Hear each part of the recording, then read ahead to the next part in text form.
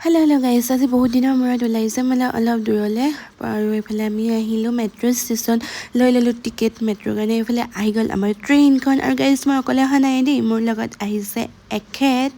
Hi guys, बहुत दिनों के बाद আৰু আমি আহিছিলোঁ বেংগলোৰৰ কাবন পাৰ্ক।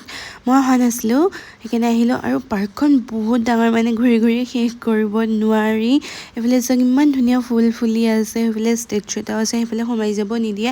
আৰু আপোনালোক যদি নাই অহা বেংগলোৰত থাকি আহিব। আৰু এইফালে তামোল চাওকচোন, আমাৰ অসমৰ নিচিনা নহয়। তাৰ পৰা আমি খাই ল'লোঁ ফ্ৰুইট ফাৰ্ষ্ট, আৰু এতিয়া একদম ভৰপূৰ ৰ'দত গৈ আছোঁ। পিছফালে মোৰ এইটো দেখিছে, সেইখন হৈছে বেংগলোৰৰ বিধানসভা। আগতে কোৰ্ট আছিলে, এতিয়া তেনেকৈ নহয়, এইটো টুৰিষ্ট প্লেচ হৈ গ'ল। তাৰ পৰা আহিলে অ'পেন কেফে এইখনত খাবলৈ। এইফালে ৰ'ল আৰু জুচ লৈ ল'লোঁ। এখেতে বহুত খোৱাদ লাগিছে একদম।